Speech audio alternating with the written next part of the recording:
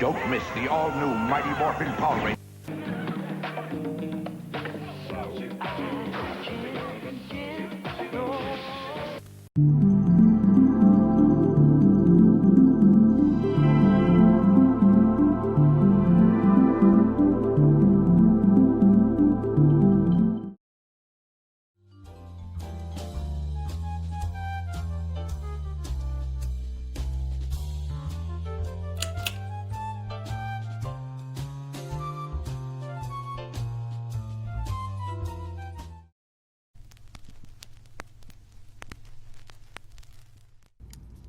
At the Marvel Animation Studio in Hollywood, a friendly secretary led us into Stan Lee's office and asked us to wait.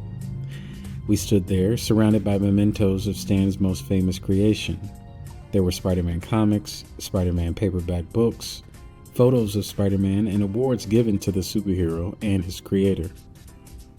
A script on the desk told us that Stan was considering a movie starring Spidey. All this made us feel very comfortable because we were there to talk to Stan about the world-famous superhero who dominated his office.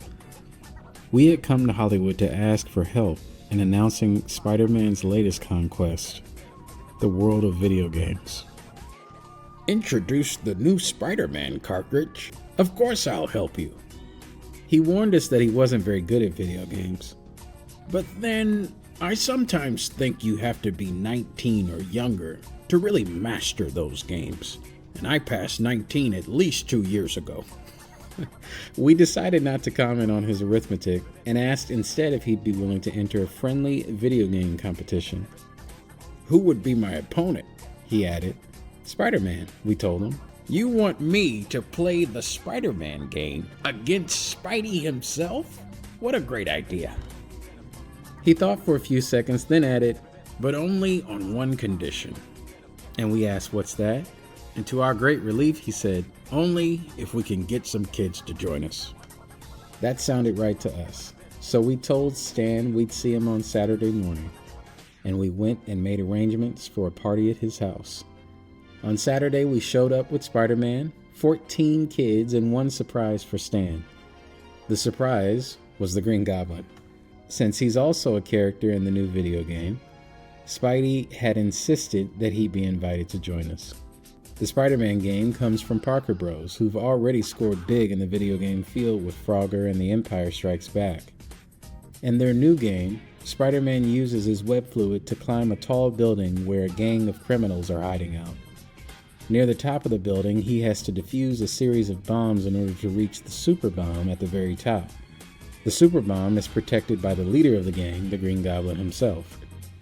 Spidey has to outwit the Goblin and swing across the super bomb to defuse it. We wanted to explain all of this to our 14 guests, but it turns out it was unnecessary. They were itching to get to the game and figure it out for themselves. So we turned them loose, then watched in awe as one after another racked up high scores that we couldn't even approach after hours of playing the game.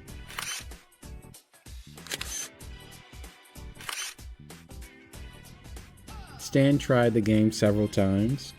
So did Spider-Man and the Green Goblin. But not one of them could come close to the scores the kids were hitting.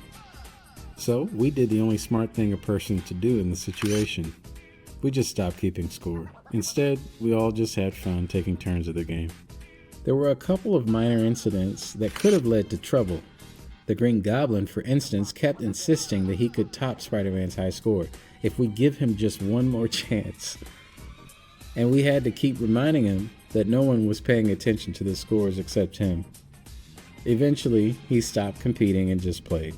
He even seemed to be having fun, but we couldn't be sure. Even when the Goblin is happy, everything he says seems to come out as a growl. There was no doubt about everybody else, though. We all had a great time.